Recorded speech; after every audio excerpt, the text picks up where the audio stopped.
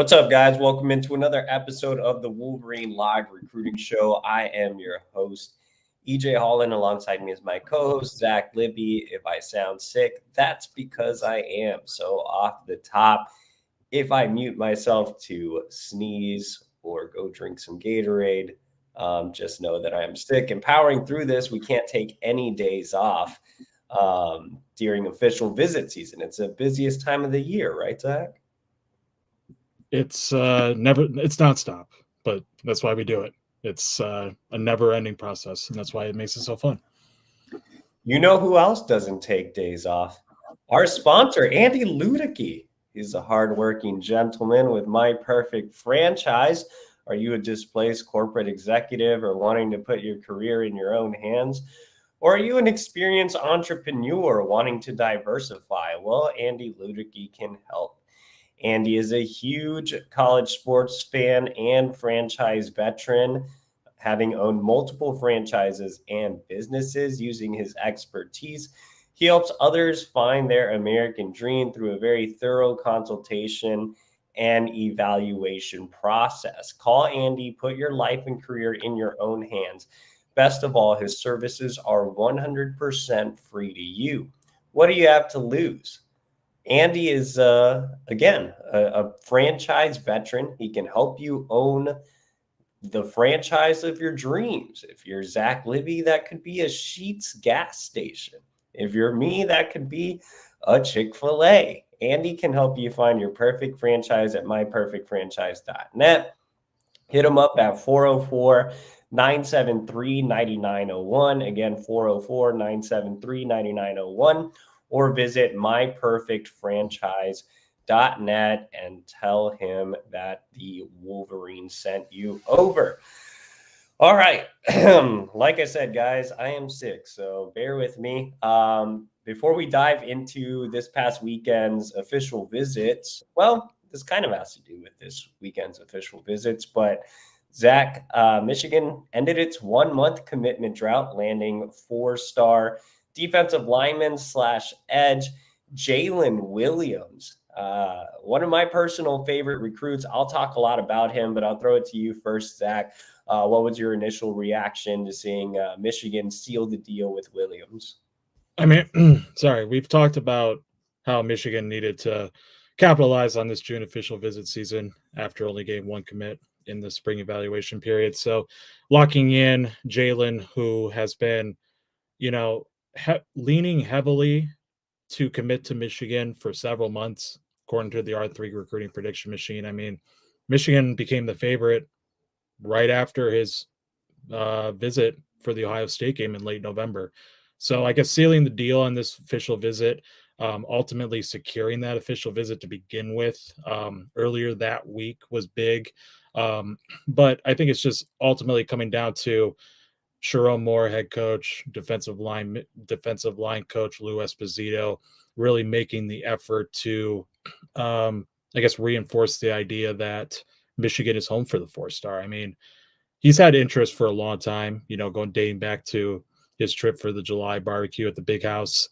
I know Michigan's replacing of 2 defensive line coaches really kind of opened the door for other programs to, chip away at becoming potentially a favorite.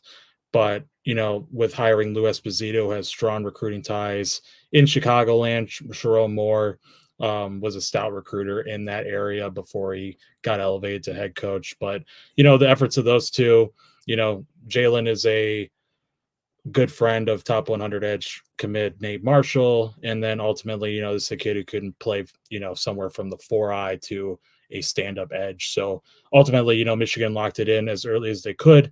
And, they pitched home the idea that, he's best development on and off the field is in Ann Arbor.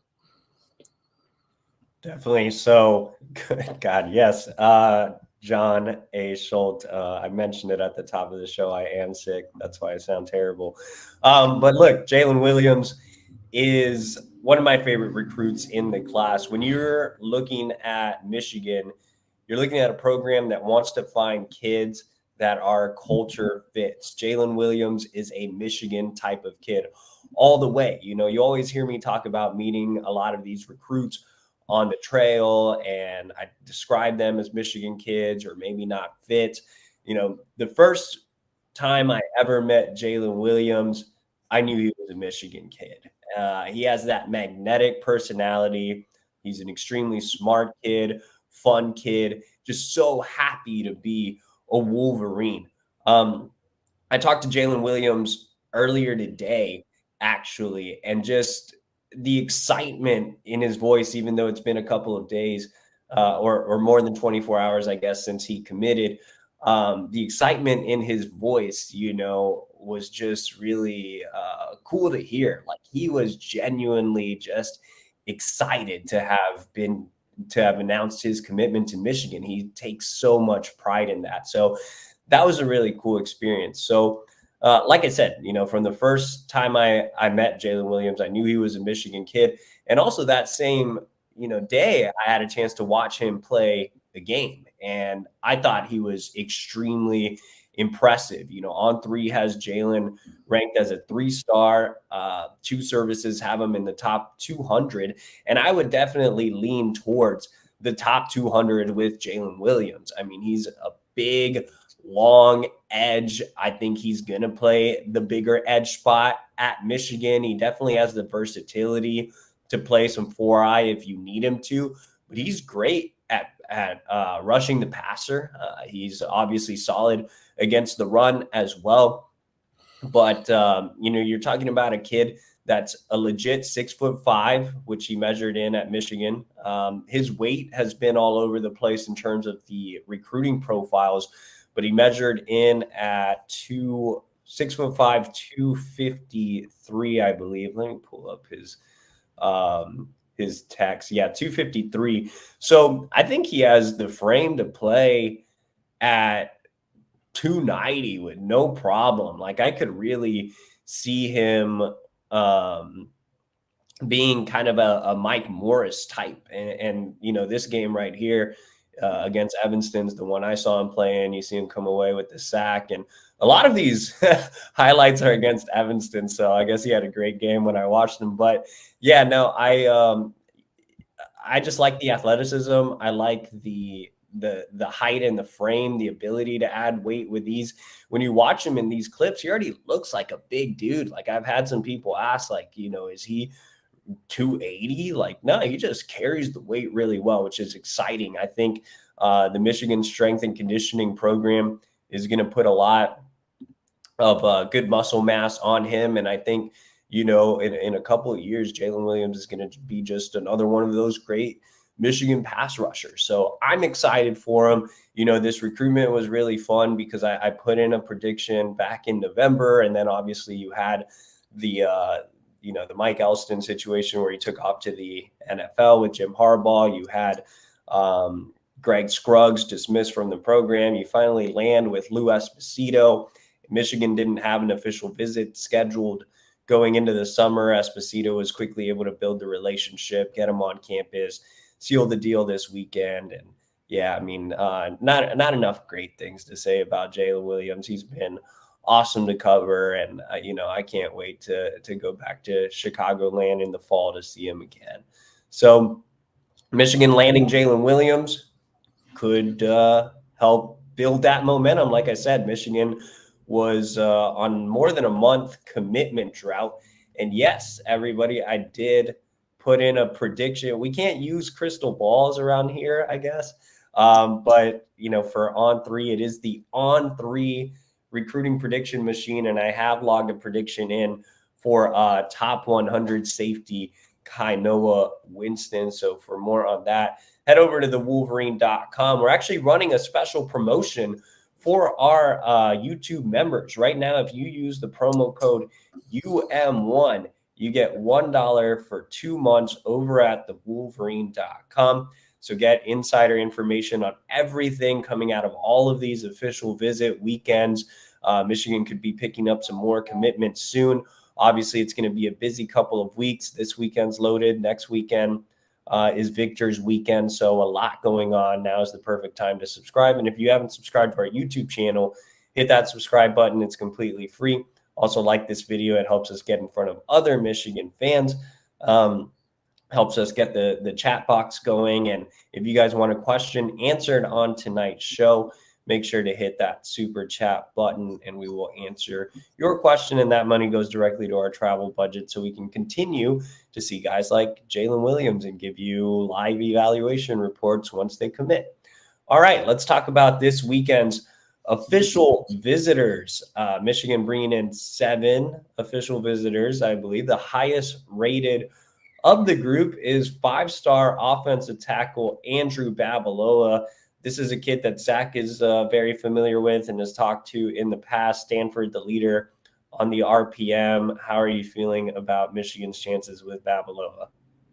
Without giving too much away, I mean, you posted a really good article earlier today with Steve Wilfon of On3 talking about where Michigan stands with Andrew Babalola. And like you said, Stanford is the RPM leader, but it's not, as Wilfon put it, not a done deal.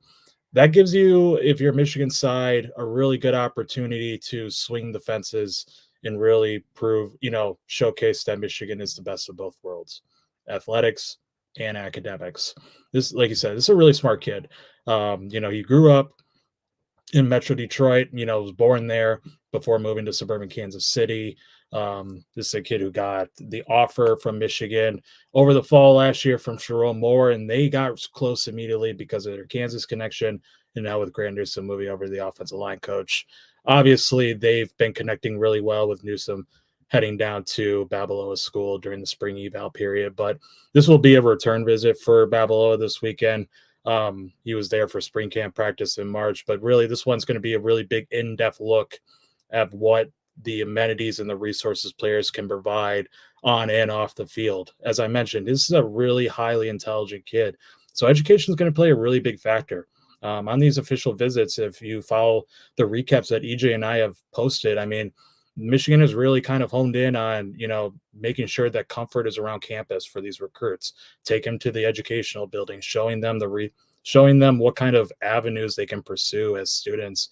And then not only that, the Empower program that's harped on internships and entrepreneurship and alumni connections that will be able to allow players to succeed off the field. And I think Babalola fits the bill as someone who can really will use both ends of athletics and academics to the highest degree.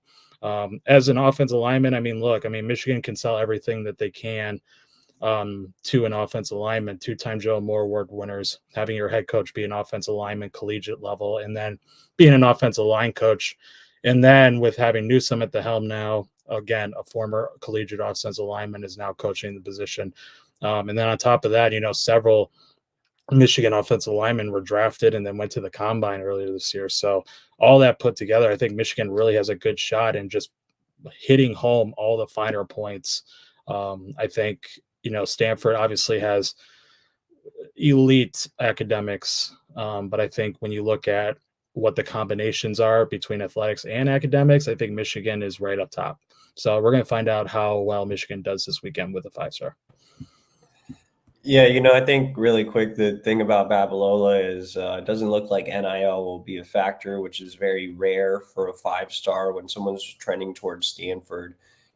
That speaks volumes. So Michigan having better football than Stanford while still having an elite education, maybe the Wolverines can still make things shake this weekend. So we'll see. Babalola is not the only offensive lineman coming in this weekend. The Wolverines are getting yet another prospect out of Bishop Gorman. And Zach, that's basically become your second home. So why don't you tell us the latest there?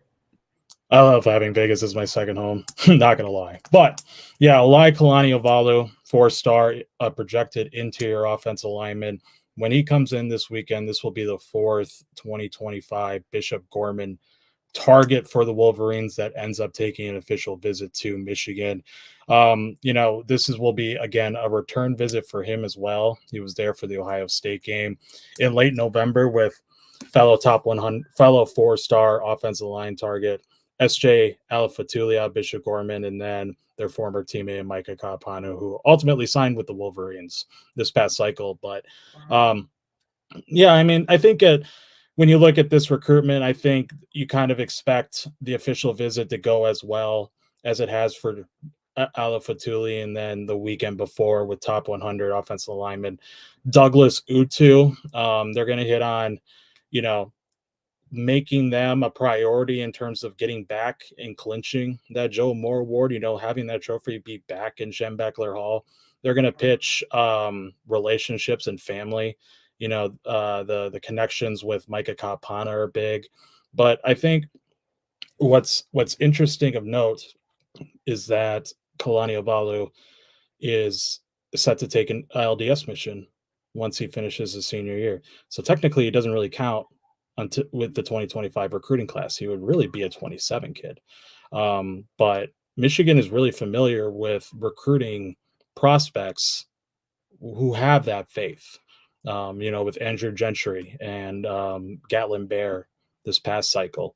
But I think having that kind of personal connection with the LDS, I think that would be big on the official visit. I think, as I mentioned, hitting home the finer points, getting more time with Sherrone Moore, who offered Kalani Ovalu at his former school up in Provo, Utah, Timview, having Grant Newsome dissect film, break down film, and I guess showcase Kalani Ovalu, the route in which he can make an impact on Michigan's offensive line. And again, this is a big this is a kid with with high aspirations with education. So again, Michigan is really going to, I expect them to make sure that's a priority on the official as well. But overall, I think we kind of know, or we think we know how this is going to go based on how his former teammates, their experiences were in Ann Arbor, and Kalani Ovalu fits that bill as well. I mean, 6'3", 297 pounds, an interior type of projected, you know, does everything right off the field and cares about his craft on the field, which is exactly how Utu and Ala Fatuli are. So again, I expect this official visit to go very well, as Oregon is set to get him for an official the following weekend. So we'll find out how Michigan does too. I always forget to turn off my stupid ringer. So I just realized that we did the OV preview first instead of the OV recap. So apologies to the producer. I'm all up on, thank you. I'm all up on the medication to get over this illness. So we'll continue with the preview and get to the recap to end the show. But Michigan bringing in plenty of other talent on the offensive side of the ball. Arguably the most important recruit coming in this weekend is Quincy Porter, top 100 wide receiver out of Bergen Catholic in New Jersey. Obviously, I've talked a ton about, how much I love Quincy Porter as a prospect. I have him graded as a 5-star, and he would fill such a massive need for Michigan as a bigger bodied outside receiver. You look at the last couple of classes, and Michigan hasn't landed a guy with the measurables of Quincy Porter. When you look at these past classes, the last time Michigan landed a true bigger bodied outside receiver was in 2022. And that's insane. So they haven't landed anyone. They didn't land anyone in 23 with this type of size, and they didn't land anybody in 2024 with this type of size. 2022, you had Darius Clemens, who's no longer with the program. And then you had a Marion Walker, who's, gone back and forth from wide receiver to corner. So there's a desperate need for a wide receiver with the profile of Quincy Porter. Now, like I said, I think Quincy Porter is a 5-star talent. I think that, he could be an immediate difference maker at a place like Michigan. He could come in and potentially start as a true freshman. I think he's the biggest target left on the offensive side of the ball. And that's why I said he's the most important visitor coming in this weekend. On top of that, Michigan's battling rival Ohio State. So you don't want another big-time receiver going over to Columbus. Now, I think that Ohio State did a really nice job over the weekend. If I had to pick a leader for Porter right now, it would probably be Ohio State. I think they did build some momentum there. But you look at Ohio State, man, and they just have so many wide receivers. Their, coverage is stocked. And they have bigger bodies coming in, right? Like Jeremiah Smith is a bigger wide receiver in the class after Quincy Porter. They already have a commitment from Chris Henry Jr., who's a bigger wide receiver. So the need for Porter, the opportunity and pathway for playing time, I think is greater at Michigan. And that's certainly going to be a big pitch to him throughout the weekend. And I think that even though I just said Ohio State probably has the lead coming out of their OV, I don't think it's large enough for Michigan not to be able to overcome. So we'll see how this weekend goes with Porter. I think that the Wolverines have been recruiting him longer, prioritizing him longer. The relationships are there. The opportunity for playing time is there. Obviously Ohio State has the high NFL draft picks, the pass happy offense, the NIL aspect of things. But I think Michigan also checks a lot of boxes for Porter. A couple other receivers coming in, 4-star prospect Philip Wright out of Louisiana. He is more of a speedy prospect and a guy that runs a blazing 10.46 100-meter. I mean, that is absolutely fast. So, Michigan also, along with size, wants more speed. I said 4-star, but he is a 3-star here. And even though he's not ranked super high, man, that speed is just game breaking. And Michigan also hasn't landed a guy with elite track times in a little while. I mean, when you look at last cycle, you had some really solid possession receivers in a Marion Stewart and Channing Goodwin, or in the cycle before that, you had Samaj Morgan and Fred Moore, tactical route runners, guys that can move around. Like, you have all these guys, but nobody had that game-breaking speed. And Philip Wright definitely has that in spades. He's a guy that can line up in the slot. You can put him on the outside, stretch the field vertical. So, there's a reason why Georgia is also after Philip Wright, and he's set to make an official visit there. The 4 schools listed on the RPM, I think, are the 4 schools really in the mix here. Georgia Tech's had him in for an official visit. Baylor just had him in for an official visit. Obviously, Michigan, and then he heads to Georgia. So, Georgia's going to be tough to beat if they push. If Georgia doesn't push, then I think Michigan has a real shot to land him. Obviously, Ron Bellamy is from Louisiana, so that tie helps. Wright's already been to campus before. He was in Ann Arbor for the spring game. You always have to worry about a school like LSU swooping in late, but I think the opportunity could be there for Michigan to eventually land Wright, depending on what Georgia does, and if he doesn't decide to stay a little closer to home with Baylor. But yeah, I think Michigan is right up there heading into the visit. Last receiver coming in is Sean Terry, former Notre Dame commit, also a 3-star prospect. So recently decommitted from Notre Dame, immediately set his official visit with Michigan. Michigan, the leader on the RPM right now, Kentucky and Missouri, the other 2 schools heavily involved. But I think Michigan can, eventually win this one out. I think the Wolverines have made him feel like a top priority. I think they'll have every chance to really move the needle this weekend. They really value him as a slot receiver and a guy that can return kicks and punts. So, we haven't talked a ton about Sean Terry, but he is a guy that Michigan really values. Philip Wright, who we just talked about, isn't the only Louisiana guy coming in. 3-star running back Jasper Parker is another Louisiana native, and you're seeing the running back dominoes kind of start to fall. You had Todd Robinson commit to Georgia. Iverson Howard has fallen off the board. Jordan Davison, I don't think Michigan made a huge move. We'll talk about that here in a little bit. So I think Jasper Parker is a very realistic land for Michigan. You see the Wolverines have the lead on the On3 recruiting prediction machine heading into the weekend. And I think Michigan can potentially close with him. He has a really strong relationship with Bellamy. Like I said, Bellamy's from Louisiana, but he also attended Archbishop Shaw, same high school as Parker. He's quickly developed a good relationship with Tony Alford. He visited in the spring. So it wouldn't be surprising to see, Michigan win this recruitment out. North Carolina, Oklahoma State are some of the schools that are high up on his list. I believe he just visited Georgia Tech as well. But Michigan should have no issue against those schools when you're talking about a team that runs the ball probably more than anybody else in the country, except the triple option teams. That is obviously very appealing to a back like Parker and really any back around the country. And lastly, the only defensive recruit set to come in this weekend is another one of my personal favorites, Jadon Blair. Notre Dame has taken the lead on the On3 recruiting prediction machine, but if there's any school that can beat out Notre Dame, it's Michigan. The Wolverines have done a fantastic job of making Blair a top priority since the defensive staff change. Lamar Morgan and Wink Martindale both went out to North Carolina to meet with Blair and his father. That went well. Blair obviously made a visit this spring where head coach Sherrone Moore personally connected with him. You know, like Notre Dame, Michigan checks a lot of boxes for him from an academic standpoint and a football standpoint.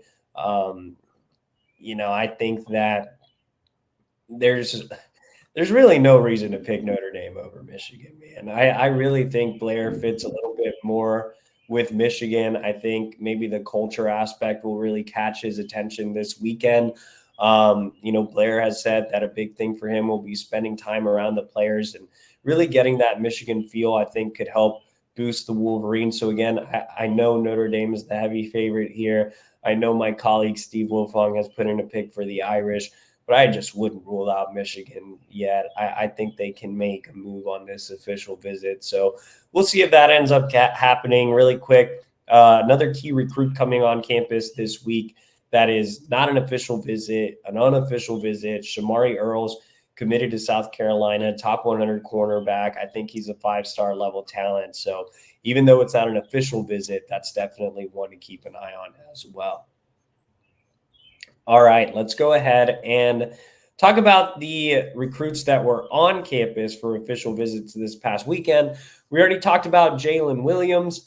Let's go ahead and talk about the other 4 visitors. So I'll throw it over to you, Zach. Let's start off on the offensive side of the ball with the much talked about Jordan Davison. We spoke to Jordan Davison's mentor, Steven Briscoe, and he gave us really good quotes. You know, the one thing that really stuck out when I spoke to Briscoe, who's been a part of Jordan's life for a while, was, you know, the Sean McGee. His name was brought up almost immediately in our interview. You know, that was the first time I've heard his name this official visit season, but it was good to see that this new addition, who's, you know, helping out with NIL and is leading the efforts in that route, is making his appearance known to official visitors and their families. But obviously the pitch that was made to Jordan is, you know, to be a featured running back in an offense that prides itself on running the ball. You know, talking about the development of guys like Hassan Haskins, Blake Corum, Donovan Edwards, guys who have really been featured in the offense and have, you know, obviously propelled Michigan to 3 Big Ten titles and a college football, you know, national championship. Tony Alford and Sherrone Moore were big on the official visit. Alford's relationship with Davison goes back to Alford's tenure at Ohio State. You know, Michigan really vaulted up into a top school, you know, that top 4 list for Davison that was posted right before his official visit slate. You know, it was greatly due to Alford and the job that he has done in Davison's recruitment. You know, Sherrone Moore's involvement was really a big deal for the entire family. And then, you know, just seeing what else Davison could get out of by going to Michigan, Empower, getting a degree from Michigan, just all those things that kind of coincide with being developed into what they think could be a every down running back. So overall, I think, you know, Michigan did everything it could. The family was impressed. But, you know, that those official visits to Oregon and Ohio State these next couple of weeks loom large. Ohio State obviously has the lead on the On3 recruiting prediction machine. I believe that to be true. You know, so I think monitoring to see how that goes when his trips to Columbus and Eugene. But I still think Michigan is still running 3rd for this. But ultimately, I think they did the best they could with him. I think one thing that Zach mentioned is key. We haven't heard much about Sean McGee on official visit. Sean McGee is helping out with the NIL efforts. So it's obvious what was discussed And when you look at Ohio State and Oregon, they play a different game of NIL right now. So that makes me very pessimistic about the Jordan Davison recruitment.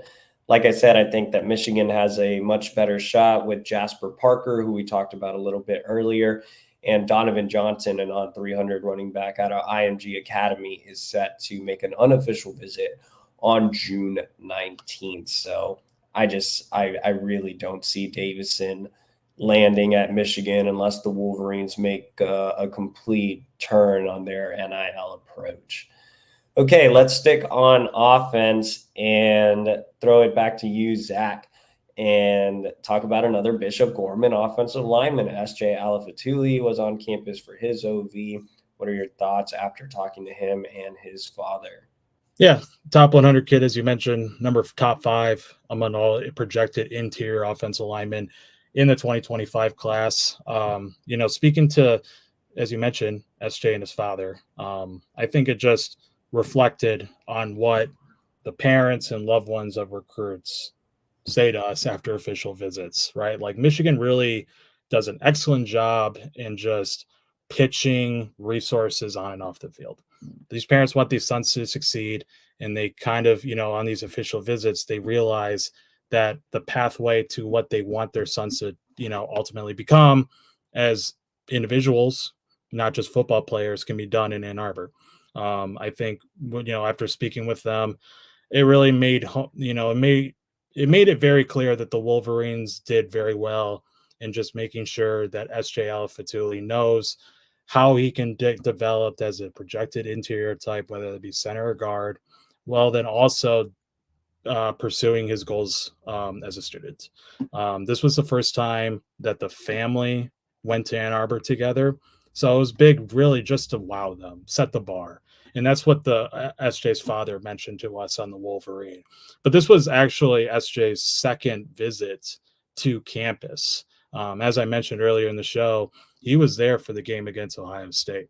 So he's already seen, before this official, he already saw the game day atmosphere. Like he had it in his mind of what it'd be like to actually wear that helmet and play in the biggest game of college football. But now it was really important just to see the stuff that's happening behind the scenes. And then really the takeaway was just that Sherrone Moore and Grant Newsome, who have led in this recruitment this entire offseason, have made Alafatuli a priority. Moore offered Alafatuli when he was, heading into his sophomore year. He is stuck in this recruitment. He's been a presence, a strong presence in this recruitment. And then with Newsome coming over from the tight ends in January, he's quickly picked up a close line of communication and then ultimately a relationship. This one is interesting to follow because I do think Michigan really solidified itself as a contender. The commitment date has not been set, but there are other schools that I will be following, including Nebraska, which has a slight lead on the On3 recruiting prediction machine.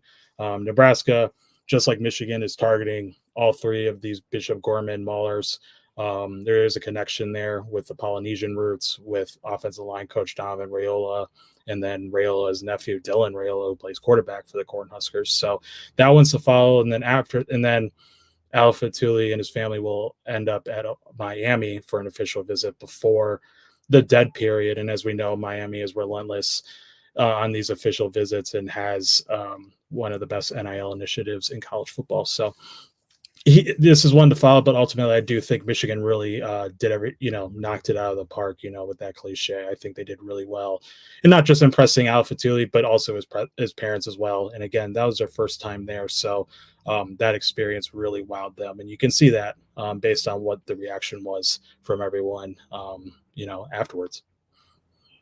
So let's head over to the defensive side of the ball. Michigan hosted a couple of edge prospects outside of Jaylen Williams, who obviously committed, and we talked about earlier in the show. One was Marion Dye, top 100 recruit. Zach, you've been out to see him a couple of times. Ohio State, the heavy leader on the On3 recruiting prediction machine. Do you think Michigan made a dent in this recruitment? I think overall the family was just impressed with getting to see what type of opportunities that lie ahead for Dye. I think the biggest one was just development as an edge rusher.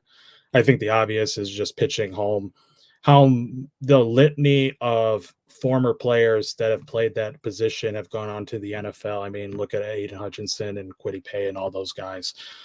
This is a kid who, after speaking to a member of his family earlier today, I asked them, I guess, what do you think about Dye's fit in this defense?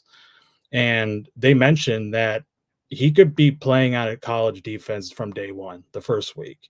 And it's hard not to disagree, considering if you look at him, 6'4", almost 6'5", 268 pounds. I mean, this is a kid who has such a impressive build as a incoming senior. He's gained over 10 pounds of muscle mass this offseason. He has so much more room to grow. I do believe he could fit that Mike Morris role. Just a bigger bodied edge rusher. And the best part about him is that he has such great speed and explosiveness when coming off the edge, and combine that with his power, especially in the upper half. I mean, this is a tremendous athlete, and I think getting him into the right system, like a school like Michigan with his developmental program, with his strength and conditioning and nutrition, I think this could be an early impact player for any school. Wink Martindale, defensive coordinator, was really involved in this on this weekend for Dye and his family, showcasing, just breaking it down of how Dye could fit. And then obviously Sherrone Moore did a great job here as well. But yeah, I mean, I've been talking to people, Ohio State, it does have the lean. It's been like that for much of the spring. He has other interests in Purdue and Florida State, Tennessee. I do think Ohio State has the lead right now.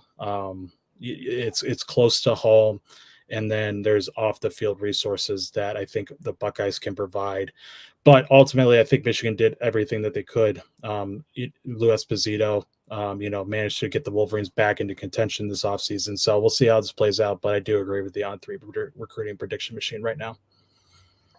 Yeah, I would still give the edge to Ohio State, much like Jordan Davison. I feel like NIL will likely be a factor here, and don't see it happening. But Esposito has done a really nice job of getting Michigan back in contention when they were completely out. So, we'll see if he can shock the world again, like he did with Nate Marshall.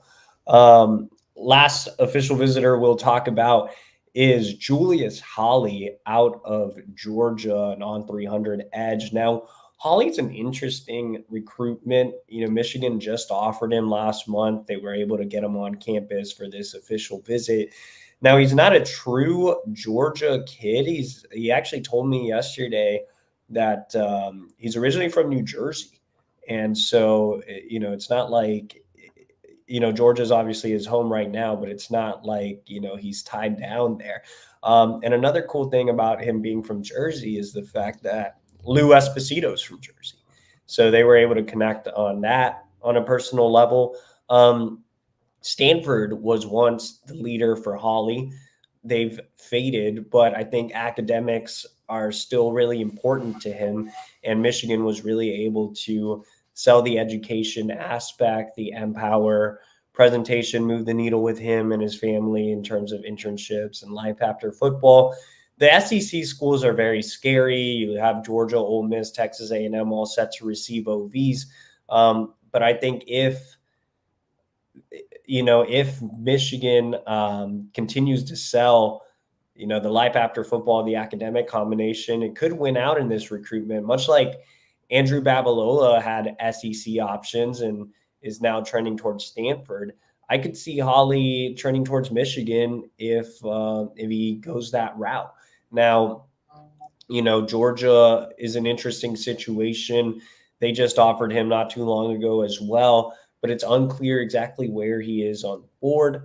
Ole Miss, Texas A&M, they are pushing for him, but I think Michigan is in a really good spot coming out of the OV. And like I said, if it turns out that the academic and life after football is very real in this recruitment, then I think Michigan has a good shot here. So I think we're downplaying, or not a lot of people are talking about Julius Holly a lot, but he does fit that Michigan profile, and he's not a true Southeastern kid. So he's definitely one where I think he's more realistic than a Marion Dye or Jordan Davison, who we just talked about, So I think Julius Holly is one to keep an eye on.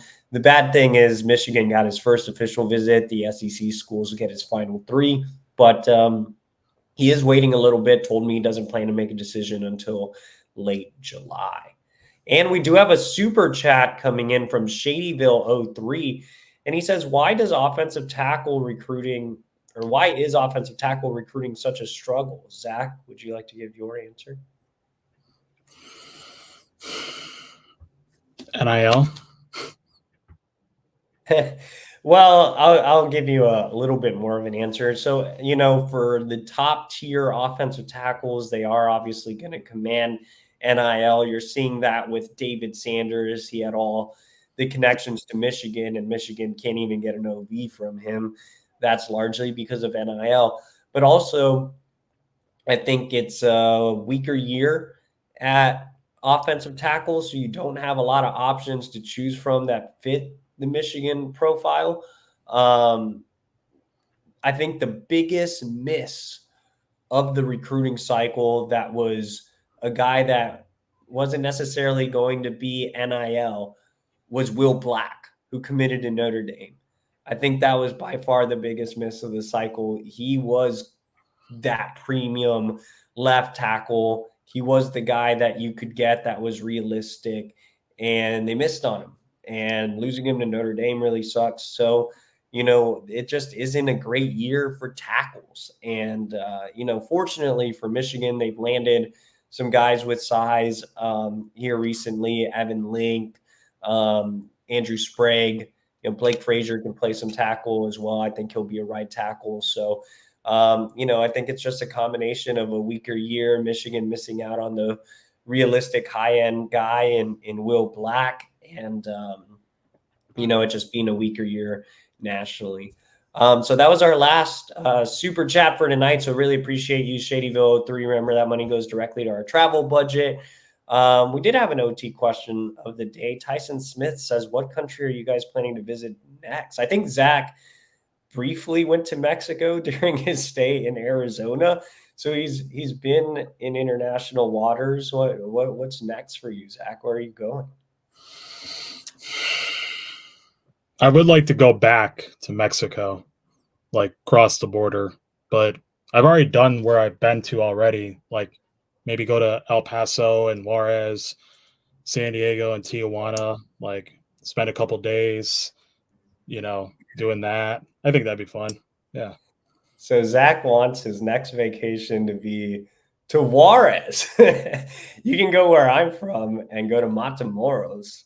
That'll be fun. Lots of cartels there.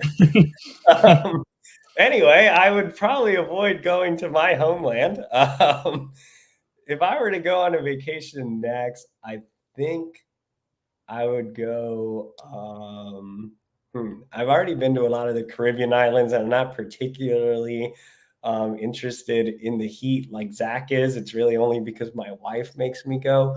So I'd probably do like the Nordic countries, Norway and Finland and Sweden would probably be. I like the cold, man. I miss the snow. I miss being in Chicago. So, Zach's like, no, take me down to Matamoros and Juarez, where I can enjoy my time with the heat and the cartels. All right, that's enough for tonight. Make sure to like this video, subscribe to our YouTube channel for free, and head over to thewolverine.com where you can sign up on our special deal, $1 for 2 months. Use the promo code UM1 and get the latest on everything Michigan recruiting, official visits, new on-3 recruiting prediction for Kainoa Winston. You can find it all there at thewolverine.com. And I will be back tomorrow for the Q&A show and hopefully a little more healthy. So see you tomorrow.